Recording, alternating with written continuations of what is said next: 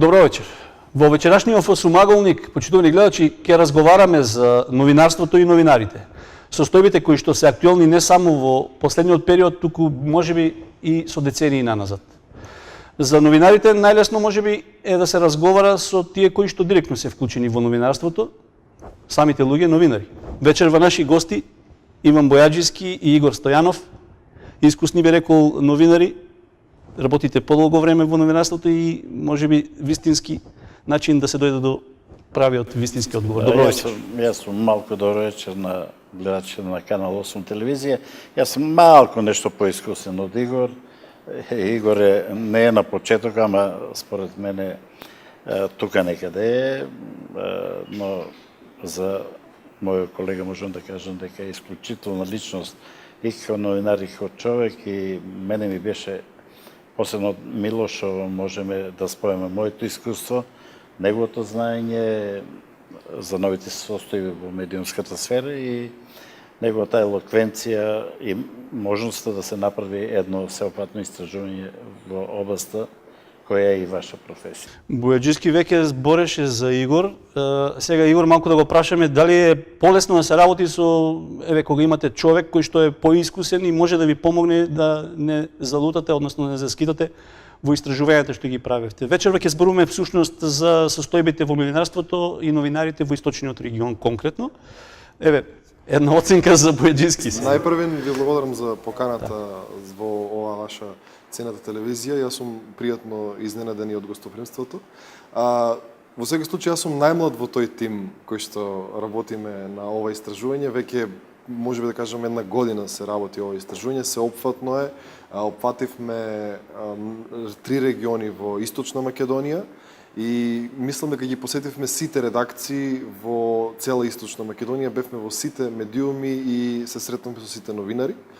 Ова искуство кое што јас го имав со колегата Бојаджиски и со Тони Михилов беше едно исклучително и мислам дека ќе придонесе за да се спознаат реалните состојби во новинарството во овој дел од Македонија.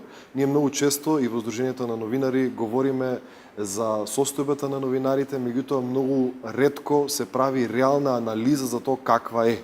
И сега ние можеби за прв пат ќе имаме фактичка, реална пишана состојба за тоа што се случува со новинарите. Колку се тие платени, колку имаат состојба, колку имаат слободни денови, колку имаат активности, колку имаат работа, каква соработка имаат и така натаму. Меѓутоа воедно ова истражување опфаќа уште два многу битни сегменти за нас, а тоа е МРТ и МИА, значи Македонската радиотелевизија, каква е нејзината поставеност овде во Источна Македонија и Македонската информативна агенција. Се одлучивме да го правиме ова од причини што тоа се две државни медиуми, тоа се столбови на новинарството и на медиумската сфера, кои што треба да бидат лидери, а според нашето истражување не е баш така.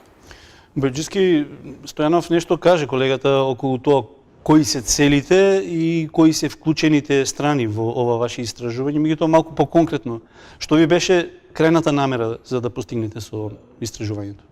Има една битна одредница која зборува за неопходноста после можеби 20 на години да се направи едно вакво сеопфатно истражување.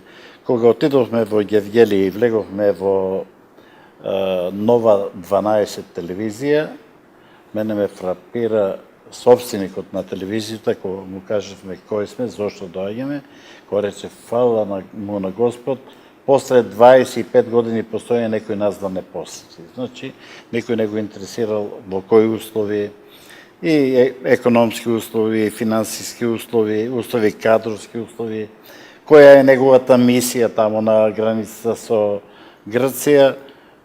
Човекот едноставно беше восхитен од фактот дека некој дошол да го праша во името на Сдружение на новинари на Македонија, кој тоа и на кој ниво е неговата сега телевизија, кои се неговите проблеми. Значи, тоа е само еден сегмент кој што ние го видовме и во многу други, посетиме веројатно над 30 медиумски куќи во оваа година дена, како што кажува колегата Игор, и ние направивме една навистина исцрпна анализа на ситуацијата, која навистина е далеко, не само што не е добра, него е под секој минимум. Ево можам да ви кажем една работа која што мислам дека јавноста наша добро ја знае. Фактот дека пред 10 години ние бевме на 36-то место по слободата на медиумските слободи, сега сме на 137-то место, некаде со најзаостанатите земји на држави на планетата Земја. Тоа само говори на кој ниво е нашата медиумска сфера, нашето информирање, а самото тој каде се нашите новинари од секој аспект, од професионален, од аспектот на почитување на нивниот труд, на нивното знаење, од платите, од работното време, но за тоа колегата Игор има повеќе информација, ќе каже. Точно тоа, и токму тоа и сакав да го прашам, Игор, кои се резултатите што ги добивте од истражување? Има многу, значи веројатно нема да можеме се да собереме во оваа емисија, меѓутоа многу е важно да се истакне кога ги спомена платите колегата Бојџиски. Многу од публиката има перцепција дека луѓето кои што ги гледа на телевизија и ги слуша на радио се многу платени луѓе затоа што тие излегуваат на телевизија и така натаму. Меѓутоа фактичката состојба говори дека преку близу 70% од новинарите не добиваат повеќе од 16.000 денари месечно. Значи, платата на близу 70% од новинарите се движи од 8 до 16.000 денари месечно. Од 8 до 10.000 денари земаат близу 15% од новинарите. Значи, земаат под секој минимум, тоа е плата. Најголем дел од новинарите земаат плата од 14 до 16.000 денари, тоа е 30,5%, и од 11 до 13.000 денари земаат 23% на новинарите. Значи, ние 70% од новинарите не можеме да допреме до просекот во Македонија. Ако имаме предвид дека според Завод за статистика просекот е 22.000 и нешто, новинарите не може да допрат до тој просек, барем новинарите во овој источен регион. И тоа е навистина трагично кога ние се обидуваме да зборуваме за објективност, за непристрасност, неподкупливост кај новинарите, тоа е речиси невозможно. Со 8.000 денари плата новинар е невозможно да биде во ниедна смисла неподкуплив или непристрасен, затоа што тие се доведени практично до работна екзистенцијата. Кога имаше едно интересно прашање за тоа, за слободните денови на новинарите. 60% од новинарите работат во текот на денови кои што се неработни и работат во денови кои што се празници. Значи тоа е повеќе од половина од новинарите и не добиваат ништо за тоа, не добиваат ниту надоместок дополнителен на својата плата, кој што според закон ги следува, значи тие имаат обврска за време на празник, нели се плаќа двојно или тројно дневница, меѓутоа новинарите не го добиваат тоа, ниту добиваат пак како надоместок слободни денови, како надокнада за тоа што ќе работат, да речеме, на некој клучен државен празник. Дали ќе добијат слободен ден во вторник, не го добиваат тоа. Практично ние пишуваме многу често за правата на работниците, а работничките права на новинарите во овој регион се далеко под некој минимум кој што треба да го Јас само малку ќе го прекинем, Игор. Ние имаме ситуација не само во ова истражување, го знаеме тоа со години, например, регионални медиуми, во кои што плата не е поделена 4-5 месеци. Да, има и така. Имаме регионални медиуми во кои што платата се дава на два начина. Половина од платата и онака малата плата некаде од 200 евра се дава на сметка, другата половина се дава на рака. И кога разговарам со колегите и велам, вие знаете што правите сега? Кога кидете во пензија, вие ќе имате најмалата пензија која што постои на светот. Вие мора да мислите и за годините кои ќе добиете како мене. Мора си ги побарите своите права.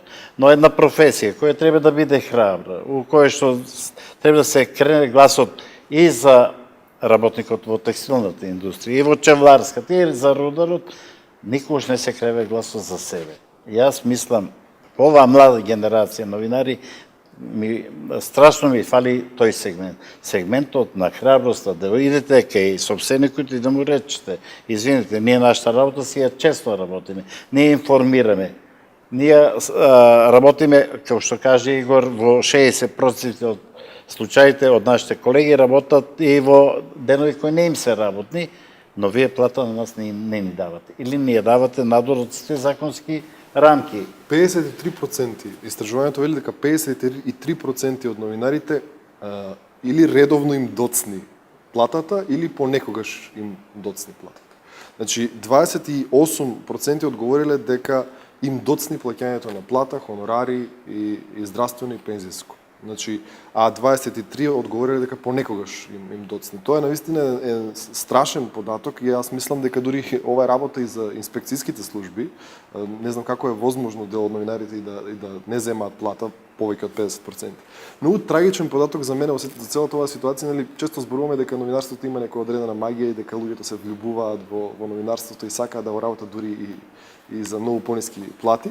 Меѓутоа трагично за мене е одговорот на прашањето доколку би имале можност да работите друга професија за поголема плата, дали би го сториле тоа? 75% од новинарите да одговори дека ќе работат друга професија само за поголема плата и индикативно е прашањето дека близу 70% би прифатиле да работат во државна администрација. Значи нешто што тотално нема врска со новинарство нити со медиуми, меѓутоа луѓето се доведени до таа ситуација да работат и нешто друго само да земаат малку. Има ли отприлика една бројка која што е вклучена во ова истражување, број на новинари, не луѓе само што се новинари, туку и луѓе што работат во медиумите? Нашата проценка беше дека преку 150 новинари има во овој регион. Да. Да, ние опфативме околу 70, значи се обидовме повеќе од 50% од новинарите кои што се вклучени во овој регион да ги испитаме да ги истражиме со овој анкетен прашалник кој што им го на дел поделивме во физичка состојба, на дел преку интернет.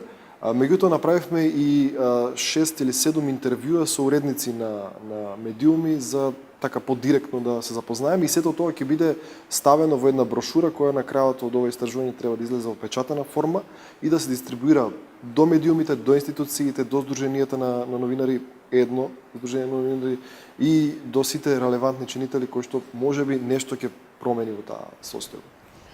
Има синдикат на новинарите. Да, и до синдикатот. Се бараше начин да се формира конечно тој синдикат за да се реализираат правата.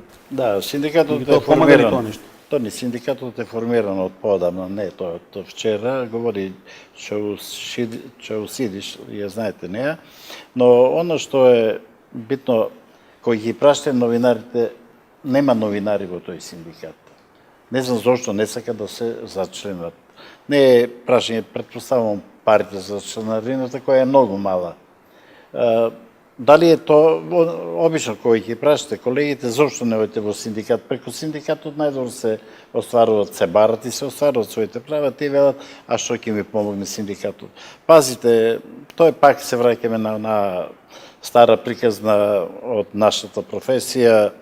Сега, дали е храброста, новинарска храброст, сега на цена и на сцена, храброст да се, прво да се каже вистината, а второ да се избориш и за собствената вистина, со која ти мора да живееш, додека се бориш за вистината за другите луѓе.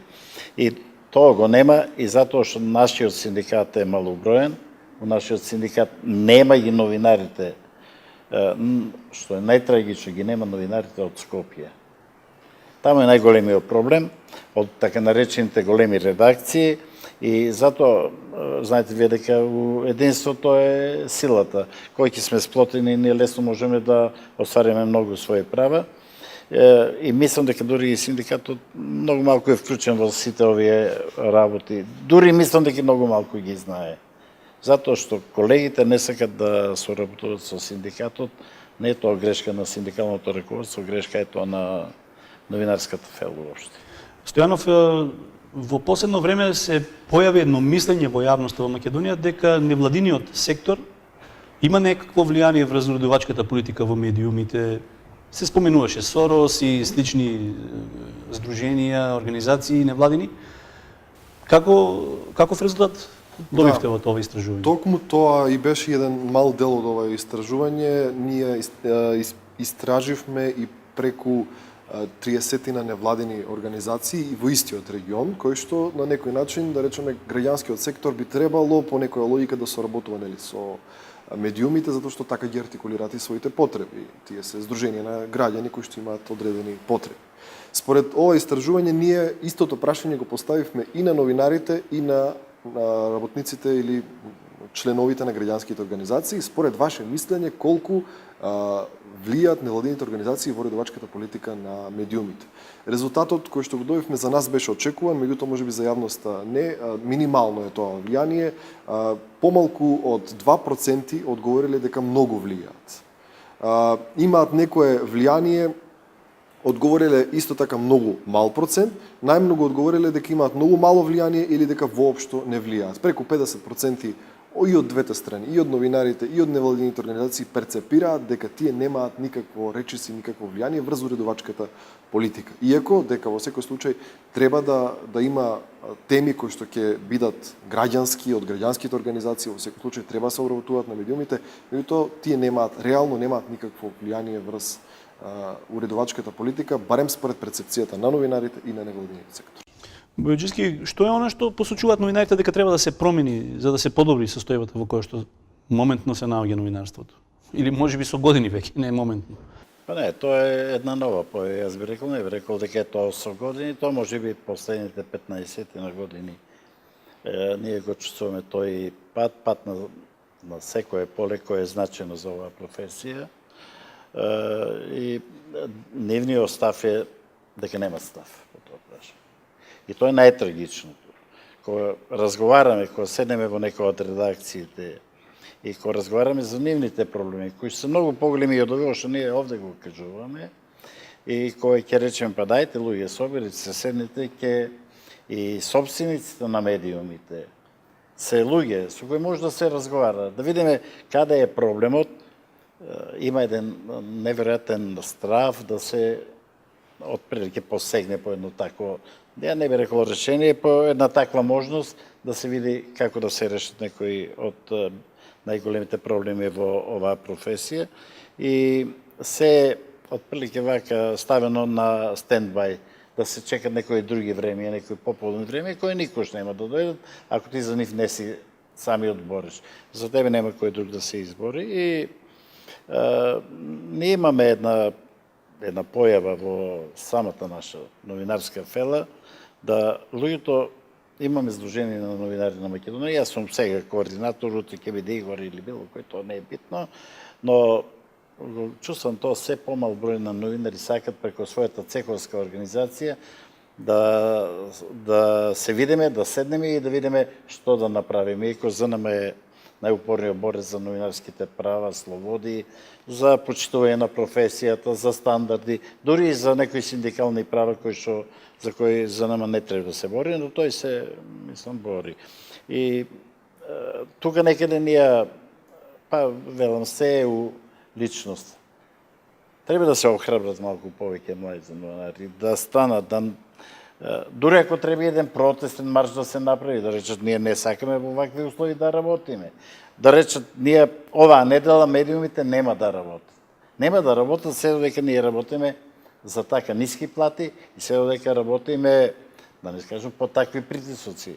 Ние не говориме за притисоци под кои работат новинарите. Тоа е, мисламе... Тоа се подразбира, под вакви услови се подразбира. Јас сум 54 години новинар и јас си велам, вакво време не сум доживеал кај мене. Зборуваме за притисок мобинг, директен или можеби скриен некаков? Мене секаков и тој. И директен, јавен, јасен и оној скриенот. Јас ќе ви кажам, ние имаме случаи на градоначалник да плаќа, да дава плата на новинари, да работат за плата од општината, да работат за други редакции и целата поента е од тоа да ги фалат неговите резултати, дека. Тоа нема врска со новинарство, да се разбереме. Тоа е слуганство. Ти одработуваш за една личност с која треба пред јавноста да представиш дека е, не знам, каков капиталист, да не кажам, каков примерок на одговорен и така натаму градоначалник. Ама луѓето го тоа знаат. И луѓето веќе по тоа не мерат, на моја несреќа јас можам да кажам и дека се помалку не веруват. И тоа е една голема трагедија. Истражувавте и во делот на јавниот сервис, МРТ и Државната новинска агенција МИА. Од кој аспект? Имајќи предвид дека тие се сосема надвор од системот кој што се приватниот. Апсолутно, ние сакавме да покажеме затоа што тоа треба да биде, да речеме, лидер во медиумската сфера. МРТ, претпоставуваме дека треба да биде пример за останатите медиуми и треба да биде столб за новинарството. Веројатно во некое време минато можеби и е било. Меѓутоа, добивме еден интересен податок преку законот за достап до информација од јавен карактер. Ние побаравме многу прашања и од Македонската радиотелевизија и од МИА. И едно од прашањата беше колку е нивниот број на вработени новинари. И замислете, ти има 230 вработени новинари во Македонската радиотелевизија. Тоа е повеќе од цела Источна Македонија. Во овој регион кој што ние го истражуваме има вработена само тројца. Замислете, има 230 новинари, а во половина од Македонија има тројца. Тие сметаат дека половина од нивните гледачи заслужуваат тројца новинари. Немаат ангажирано ниту еден техничар. Ниту едно техничко лице. Значи, Македонската радиотелевизија е технолошки медиум, зависно од технологија. Мора да имате камермани, мора да имате монтажери, мора да имате, не знам, репортажни возила. Немаат ниту едно возило во овој регион. Ниту едно. Имаат простории кои што претпоставам се останати од некое минато време, кои што не ги користат. Во нашето прашање ни одговорија дека имаат вкупно 35 службени возила, а ниту едно во овој регион. Значи, од 35 возила, граѓаните кои што гледаат Македонска радиотелевизија не заслужуваат да имаат ниту едно возило овде, за да отиде на терен или така натаму. Немаат активни дописни центри, ниту простории. Иако имаат простории, ни одговориле дека имаат одредени простории во Струмица, во Штип, кои што не ги користат. Не знам од кои причини, меѓутоа Македонската радиотелевизија проценила дека не ги користат. Ги излеват под керија. Да, веројатно имаат некој финансиски бенефит од тоа. Им ги патните трошоци на дел од новинарите или новија тројца новинари кои што се овде, не им плаќаат патни трошоци. Наводно според одговорот кој што го добивме, им е вкалкулиран во платата која што ја добиваат, иако да бидеме искрени, тука добиваат релативно добра плата. Просечната плата на дописниците изнесува 23.140 денари, толку добиваат од Македонската радиотелевизија, тие тројца новинари кои што ги има во Источна Македонија, и тоа еден во Куманово, еден во Крива Паланка и еден во Струмица.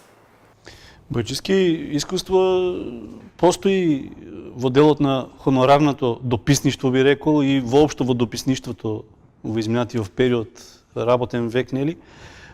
Како се случи цела еден регион, цела Источна Македонија, па и поголемиот дел од југоистокот, да немаат дописник за најголемите национални медиуми? Не случајно овие два национални медиуми, Македонската радиотелевизија и МИА, се предмет на посебно истражување на екипата која го вршеше тоа истражување, затоа што ние сметаме дека како медиуми кои го имат националниот предзнак, тие имат обврска да кажат што се случува и во Берово, како што имат обврска да кажат што се случува и во Скопје.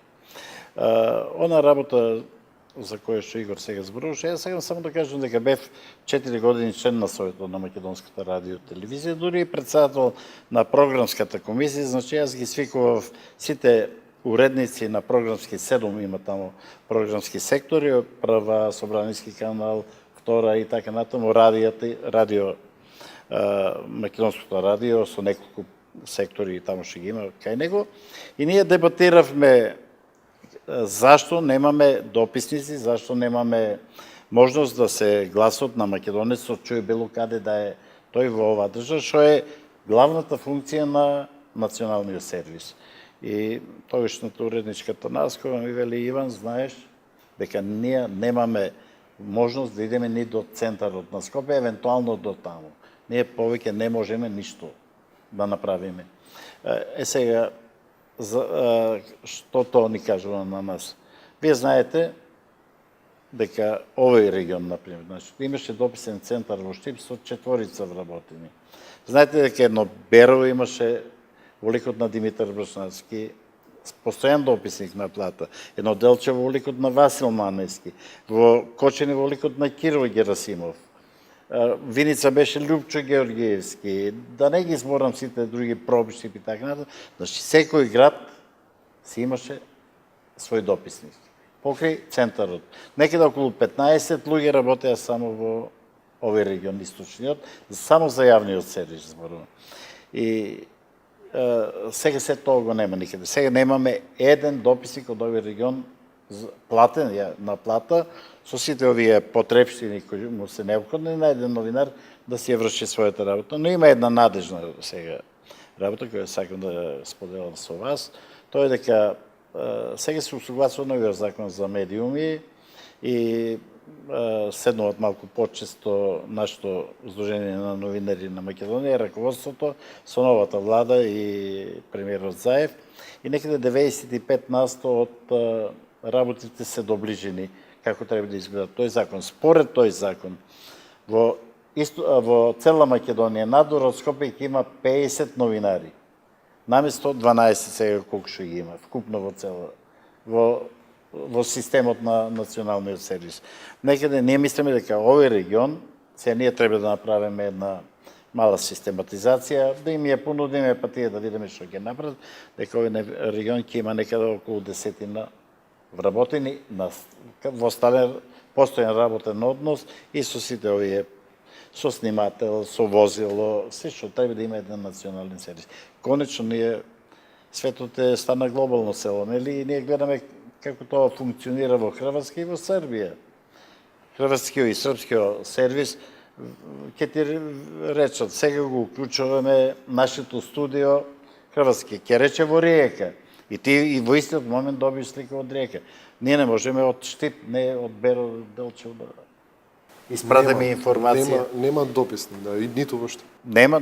И тоа е главната поента на ово истражување. Ја мислам, ово истражување само ќе даде еден поттик повеќе при составувањето на новиот закон, при донесувањето на новиот закон, и веќе дава, бидејќи ние го и на ЗНМ изложивме, дека ќе имаме ова решение за кое јас изборував, дека 10 луѓе најмалку ќе се вработат само во македонската радиотелевизија, за МИА не знам како стои. Да, претпоставам дека и во МИА е потребно, затоа што МИА имаат 52 новинари вработено вкупно. Во овие региони кои што ние ги истражувавме, има 7 новинари кои што им работат, меѓутоа од нив само еден е вработен. Значи имате еден за цела Источна Македонија вработен, останатите се хонорарно ангажирани, нормално. И тие, исто како и МРТ, немаат возило, немаат технички лица, кои што фотографи, например, немаат опрема техничка со која што ќе им ја дадат на своите дописници, ниту имаат активни простори или дописни центри, значи Македонската информативна агенција нема такво нешто. И замислете, лицата кои што се хонорарно ангажирани, мислам, вие претпоставам знаете, меѓутоа нашите гледачи можеби не знаат, добиваат 200 денари од прилог. Тоа е официјалната информација која што ние добивме од МИА, дека тие и си кажуваат дека добиваат 200 денари од прилог. Замислете, новинар денеска ќе направи еден прилог или два, ќе добие дневница од 400 денари од Македонската информативна агенција. Тоа е поразително, не од аспект дека не може да се средат состојбите, претпоставам дека тие 52 новинари во Скопје некој ги плаќа, дека тие земаат плата и просечната плата на нив им е 21.700 денари. Меѓутоа некој мисли дека овие граѓани овде во Источна Македонија не го заслужуваат времето во медиумите како што го заслужуваат другите граѓани во другите региони, претпоставам. Не знам. Зборувавме нешто околу влијанието на невладините организации и медиумите. Се уште ќе се навратиме на овој аспект. Тој е интересен, би рекол, бидејќи постои една взаемна поврзаност. Зошто токму овој дел го истражувавте? Па истражувавме затоа што сметаме дека е потребно да соработуваат и тие имаат интерес да соработуваат и видовме една интересна спрега дека кога новинарите имаат соработка со невладиниот сектор и обратно, перцепцијата се менува. Значи, новинарите имаат одредени предрасуди кон невладиниот сектор и обратно. Невладиниот сектор има предрасуди кон новинарите. Меѓутоа, кога ќе се вклучат во соработка и кога заеднички ќе работат на одредени аспекти, например, не знам, има невладина организација за превенција во СИДА. И сега тие сакаат да се актуализира таа тема во медиумите, меѓутоа имаат, како што реков, одреден скепса еден кон друг. И ако немаат соработка меѓусебна, они од невладиниот сектор ќе мислат дека новинарите не сакаат да ги покриваат нивните настани. Од друга страна пак новинарите имаат перцепција дека невладиниот сектор работи не знам што тајно или задкулисно и дека земаат не знам колку многу пари и така натаму. Затоа ние сметавме дека клучно и значајно да се вклучат во меѓусебна соработка. И истражувањето го покажа тоа, дека оние новинари кои што имале соработка со невладиниот сектор, веќе ја менуваат перцепцијата кон невладиниот сектор и обратно. Кога оние од НВО организациите работат со нив, менуваат перцепцијата, знаат каква е состојбата со новинарите и знаат дека новинарите не можат да им посветат толку многу внимание само на нив. Јас би надоврзал тука, мислам дека невладиниот сектор во најголем број врши неверојатно добра работа за оваа држава и за нашиот народ. Зошто? Јас можам да ви кажам, два примери само. Свети Никола има организација на жените, невладина организација, во која што имаше една жена доскоро председателка на таа организација, која беше најупорниот борец во Свети Николе да се донесе мамограф, затоа што Свети Николе по бројот на жени заболени од рак на дојка беше на прво место во Македонија и на многу високо место на Балканот. Таа упорност, не само на председателката, на целото тоа раководство, таа беше она критична точка која придонесе Министерството за здравство да рече, чекайте, во тоа град ќе живеат луѓе, тие луѓе таму имат проблем, тие жени имат проблем нешто со своето здравје. И успеа да донесат мамограф во Свети Николе. Втората работа, пак за таа организација на жените, сите жени го слават 8 март на еден крајно типичен, традиционален начин. Тие најдоа една многу друга поента која најде одек и надвор од благодарение на спојот помеѓу невладиниот сектор и медиумите. Медиумите го објавија тоа на нивната приказна и таа отиде на секаде, се расшири низ Европа. Тие одлучија секој ден во март од 1 до 30 март да објават по една фотографија со биографија на жена која била прва во нешто. Не знаете, жена прв падобранец во Македонија, Нада Ицева, славната таа од едно светиниколско село. Жена прв тракторист, жена прв доктор, прв научник, не знам и така натаму. И ги објавува 30 дена, 31 ден во март направи во музеот изложба на сите жени, тоа беше една огромна турканица. Што направија медиумите? Раскажувајќи ја таа приказна за нетипичноста на една невладина организација женска, која празникот 8 март мисли дека треба да се одбележи на еден друг начин, допринесоа речиси половина Македонија да се слеат на 31 во Свети Николе. Јас имам многу приказни. Јас мислам дека прекрасна е таа соработка, јас што имам со невладиниот сектор и дека тоа е една ние новинарите многу малку ги користиме тие можности. Таму има мал милион приказни кои се битни за локалната заедница или за целата држава. И од тај аспект, ова што Игор сега го говори, нашето истражување што го покажа, апсолутно само го потврдува тој сегмент. Игор спомена нешто околу тоа што мислат новинарите за невладиниот сектор, меѓутоа што мисли невладиниот сектор пак сега за новинарите и за медиумите воопшто. Да, тие имаат перцепција дека недоволно се покриваат можеби некои од настаните кои што ги има невладиниот сектор, дека недоволно, и имаат една перцепција дека новинарите не ги третираат исто невладините организации зависно од донаторите. Тоа го имаат како перцепција и предпоставам дека е потребно, и ние тука во истражувањето посочивме дека е потребно за таа слика да се смени, потребно е да има почеста соработка, односно да има отвореност и кај медиумите, и кај невладиниот сектор. Затоа што јас сум убеден дека новинарите не прават разлика кој е донаторот на проектот кај невладиниот сектор, па ќе го покриваат тој. Можеби кај нив, во нивната фела има такво мислење, зависно од донаторите, невладините организации си ги знаат тие работи, меѓутоа ние новинарите немаме таква перцепција, меѓутоа тие сметаат дека не се третираат еднакво сите невладини организации. Воедно, истражувањето покажа дека најголем дел, 70% од невладините организации немаат своја стратегија за комуникација. И затоа можеби се јавува тој недостиг на покриеност на информации. Секоја организација, вклучително и невладина, вклучително и компанија, потребно е да изработи своја стратегија за комуникации и да знае каков однос да воспостави со медиумите. Ако ја немате таа стратегија за комуникации, јасно е дека ќе се јавуваат такви недостатоци и можеби ова истражување ќе биде еден поттик и за нив да работат малку попрофесионално во таа насока, во насоката на односи со медиумите и со граѓаните, за да си има еден подобра соработка. Ева, што го говори за нема стратегија Нема за пишан документ. како своите остварувања да ги достават до јавноста. Сега ни говори, во Штип има една невладина организација која што носи име Гласно и која што се бави со правата на работниците, посебно учеварската, текстилната и некои други индустрии. И тие луѓе речиси 2 пати у месецот прават пресконференции. Млади се, надарени се за една таква работа со љубов го работат тоа што го работат и сега дури и они се сами изненадени кога говориме за текстилната индустрија посебно, дека перцепцијата која ние имаме за таа индустрија, дека таму е се лошо, нивните истражувања покажуваат дека не е тоа баш така. Дека не е баш така, не дека е се најдобро, но дека не е и се најлошо. И нивните истражувања кои тие јавно ги презентира, ние како медиуми можевме да ги презентираме на нашата јавност и гледаме дека сега и јавноста, целата своја перцепција за состојбите у таа индустрија ја менува. А многу и тоа битно затоа што само во Штип вие имате 7700 луѓе кои што работат во текстилниот сектор.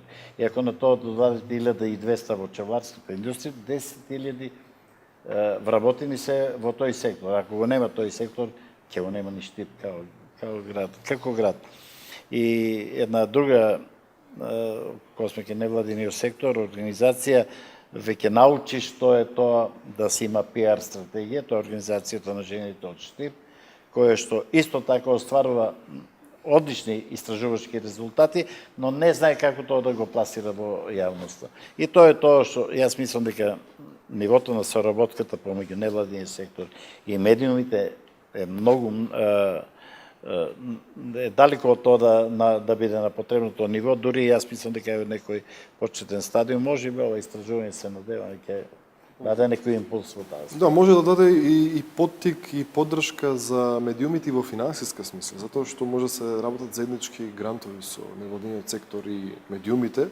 Во таа смисла тие се поискусни во добивањето на грантови, медиумите може да завршат дел од работата која што е потребно за јавност и тука може да се подобри и дел од економскиот аспект на новинарите. И тие може да имат некаков и финансиски бенефит покрај тоа што ќе добиваат многу повеќе информации и така натаму. Работевте ли некои други активности во рамки на проектот, некои други дополнителни истражувања? Па правевме анализи, одевме во сите редакции и ги направивме оние интервјуа кои што ќе бидат објавени. Опфативме еден мал аспект кој што се однесува на младите, затоа што сметавме дека сето ова кое што го дојавме како, да речам, темна страна на новинарството, го чувствуваат младите можеби пред нас и ги одвраќа од состојбата или од желбата да се занимаваат воопшто со новинарство. И тоа го имаат како перцепција по старите колеги. Ние ги запрашавме во дел од анкетата дали младите сакаат, млади, ги нарековме оние од 18 до 25 години, дали сакаат да се вклучат во некаква активност во вашиот медиум. И дојавме лош резултат. Оцениле дека се многу малку заинтересирани, значи 40% од новинарите рекле дека се многу малку заинтересирани младите. Нешто заинтересирани одговориле 30%, дека се супер заинтересирани, дека се заинтересирани младите одговориле само 3,4% од новинарите. Тоа значи дека ние немаме интерес, барем според нивната перцепција, кај младите нема интерес да се занимаваат со новинарство. Тоа е трагично. Кој ќе ги наследи по старите колеги, ако немаме интерес кај младите? И мислиме и сметаме дека токму ваквата состојба која што ја имаме е причина за тоа младите да ги одвраќаат. Значи младите не сакаат да работат за плата од 8.000 денари. Нормално е да не се занимаваат. Ако работи можеби продавач во некоја трафика, ќе заработи можеби и повеќе, замислете, од новина, што е навистина трагично. Што ќе произлезе од ова истражување, Бојаджиски? Па мислам дека основната поента на истражувањето е, па ќе кажем, кој не е вршено од 20 на години во регионот лево од реката Вардар е прво да ја каже точно како стои ситуацијата во однос на медиумската сфера. Второ, и оној сегмент колку ние сме во блиски односи на соработници со еден исто така важен општествен дел што е невладиниот сектор, затоа што таму имате мал милион информации битни за општествената заедница во која што живееме. И ова кој ќе го јавно презентираме, тогаш и ќе направиме една брошура од сето ова, ќе отпечатаме, ќе ја доставиме до сите медиуми, сите заинтересирани субјекти во целиот овој процес и се надеваме дека нешто ќе се промени. Ќе се промени затоа што, видите, јас имам еден случај и не можам да се изначудам, може би сум живеел во друго новинарско време. Има една млада девојка од Виница, која студираше на факултетот за новинарство кај НИФ во Штип, која е неверојатен талент, неверојатна зрелост новинарска уште на овие години. И јас следов кај мене во мојот вестник пишува колумни, работеше нешто за студентското радио во Штип. Побара работа секаде, никаде не е применена. Како новинар зборувам. Како новинар зборувам. Тоа е трагедија. Тоа е трагедија да не седнете со еден млад човек кој е перспективата на новинарството во овој регион и да не направите еден мал муабет, него дека отидов во една, во друга редакција во Штип, зборувам, тука не била, не контактирала и вика секаде ми рекоа дека нема работа за мене. Не ме праша, не ме колку не провери, ја знам ли јас нешто од таа. И отиде за Германија, таму некаде не знам што ќе работи.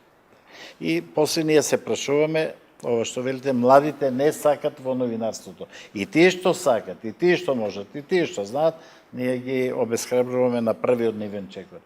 Јас кога тргнував во новинарството, пред 54 години беше тоа, прво што ми придоа двајца големи директори ми рекоа ти ќе бидеш новинар, ти имаш талент за таа работа. Прво ми прифати и ми ги отвори вратите. Тоа дали ќе бидам покасно ќе се види. Но тие ми дадоа шанса, ние не им даваме шанса за ништо. И тоа е големиот проблем. Извини, тоа не само јас мислам дека ова што беше прашањето, што ќе помогнува, меѓу другото ќе помогне и во оваа сфера. Да се младите малку посебно ослободат, да не вика дека ќе работам за 8.000 динара, него прво ќе работи затоа што сака да работи и ќе после тоа ќе дојдат и поубави времиња за новинарство. И сега за да се направи едно истражување, вакво треба пари, нели? Треба. Каде пари најдовте вие? Ние сме благодарни што Сдруженијето на новинари на Македонија излезе во пресред да ни помогне да го реализираме ова. Целосно е финансирано од нив. Значи, ЗНМ, ние презентиравме идејата на еден состанок.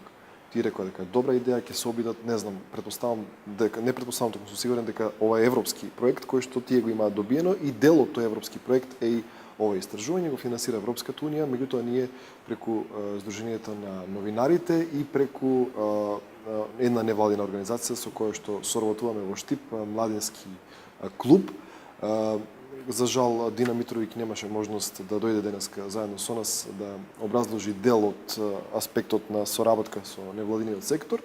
Меѓутоа, Сдруженијето на новинари, Младински клуб и Европската унија излегува во пресред за да го успееме да го реализираме ова.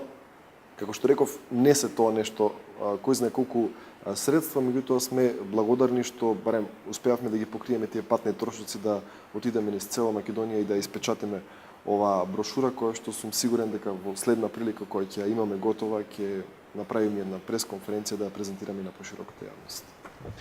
Војчевски, при крај сме на разговорот и ја рекол, темата би рекол може да опфати уште многу дискусија.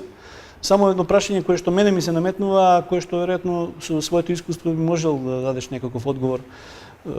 Поголем дел од помалите места во источниот регион останаа без медиуми. Никакви медиуми, ниту електронски, ниту пишани. Како ќе се практикува новинарството во иднина ако нема каде, барем они кои што би имале некаква желба нешто да работат во новинарството, каде тоа да го направат? Сега, овој новиот закон што се прави за медиумите, за кој се преговара сега меѓу ЗНМ и владата, ние побаравме, бидејќи јас сум член на управниот одбор на ЗНМ, и побаравме да се направи една група која надвор на новинари надвор од Скопје, ево, јас сум таму се координатор, некоја друг регион е друг координатор и да видиме што ние бараме, ние што сме надвор од Скопје, што не сме во центарот на градот, и како отприлike да се решат овие прашања за кои вие сега зборувате. И тие рекоа дека ќе не повикат и ние да направиме отприлike еден проект мал на тоа како треба да изгледат новинарството надвор од Скопје. Сега ќе кажеме на работа за која јас милион пати зборувам кога се ние состануваме. Во Пекчево вие имате едно радио. Тоа е единственото информативно радио во Малишевскиот крај и таму ќе го затвореа радиото за 500 евра не платила некој данок. Не знам, за лиценца. И јас и ние целиот наш актив интервениравме до ЗНМО таму овие на вистинското место и рековме луѓе, вие на тие луѓе треба да им давате пари, не да им земате. Тај човек бил некој работел во странство, направил радио за да ги информира жителите од неговиот крај, дали улица ќе биде затворена, дали ќе има вода за пиење, секој дневни сервисни информациони ќе викаме покрај другите. И успеавме да спасиме радиото да не се затвори, но медиумите имат стратни финансиски проблеми, посебно тие медиуми во помалите места, и мислиме дека треба да се најде начин на кој што и тие да се помогнат. Со новиот закон за медиуми, предпоставувам, мислам, ние на тоа инсистираме, да се врати нешто од старата пракса, која на телевизиите им се финансираа проекти. Ви ќе направите проект за Оризот, не знам на која тема ќе ви биде, но за тоа ќе добиете пари. И ќе направите 10 проекти, ќе можете цела година да живеете покрај оно што го секој ден прибирате као финанси. Не можат медиумите да се остават сами на себе и второ, не можат медиумите да се останат да добиват пари само затоа што се медиуми. Морате и тие да направат нешто, а тоа се тоа што говориме, проекти кои ќе имат важно општествено значење. И мислам дека доаѓа подобро време за медиумската Се надеваме дека така ќе биде. При крај на разговорот само би рекол едно прашање конкретно за Стојанов како помлад колега. Разочаран ли е новинарот кој што истражува нешто и добива поразителни резултати и можеби сваќа дека ја погрешил професијата? Не, јас лично не. Затоа го правиме ова, затоа што сметаме дека новинарството е премногу важна работа, премногу важна професија и е многу важно да не се остави сама на себе.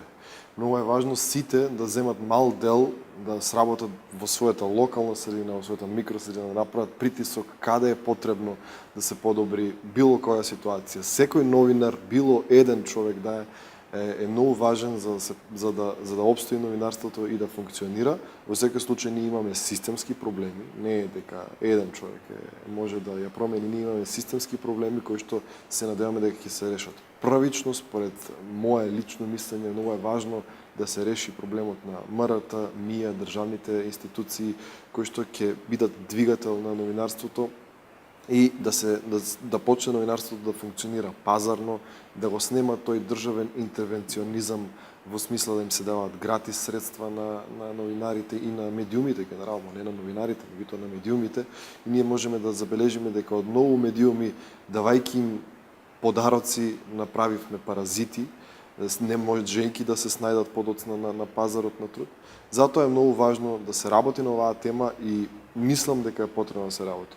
Го делам оптимизмот, можеби со Бојаджиски, дека и се надам дека ќе дойдат подобри времиња. Јас имам уште многу време да работам во новинарството, се надам дека ќе се подобри. Не сум разочаран, сум тажен за состојбата, меѓутоа правам нешто и се надам дека ќе се подобри. Имајќи го искуството на Бојаджиски, можам да кажам дека оптимизмот не е залуден, имајќи предвид дека се обиде, да речам, во пишаните медиуми и на крај ги користи најсовремените технологии, портал кој што успешно работи во источниот регион Бојаджиски. Верувам дека нема откажување, додека чука машко срце. Да, нели, јас напишав во мојата автобиографска книга дека на постари години ги совладав новите технологии, за они да не ме совладат мене. Бидејќи не сум подлутен, се уште не сум подлутен, да се откажам од ова инспиративна, убава професија во која сите луѓето знаат и сите луѓе очекуваат од тебе нешто да помнеш во решавање на некои нивни проблеми. Во таа смисла јас ја гледам. Новинарството било и ќе остане многу важен сегмент. Ќе се преброди овој кризен период. Младите треба да знаат дека они, како идни на оваа професија, дека доаѓаат подобри денови, дека кога тогаш работите ќе се средат, медиумите ќе си ја добијат својата вистинска улога. И во таа смисла не само и локалните и регионалните медиуми и они во некое село, таму некое радио, и македонската телевизија и мија, сите заедно мислам дека ќе направат барем едно 30 на новинари во овој наш источен регион да си најдат работа, да се посветат на тоа што со љубов, срце го сакат, затоа што новинарството, ако не го сакаш, порно не го ни работи.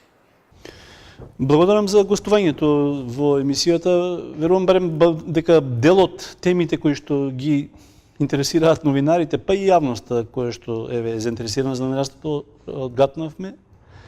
Се надеваме дека она што го замисливте како крајен продукт на проектот ќе го финиширате, ќе излезе брошура и ќе можеме барем написмено да прочитаме што размислуваат новинарите за себе, а и невладините организации и секторот невладин. Се надеваме и ние благодариме многу на поканата.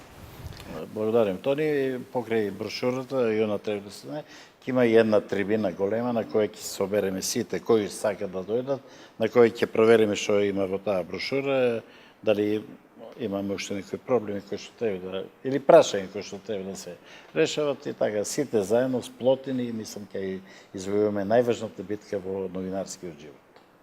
Вечерва во Осумаголник наши гости беа Иван Бојаджиски и Игор Стојанов, новинари кои што работеа на еден истражувачки проект за состојбите во новинарството и работењето на новинарите.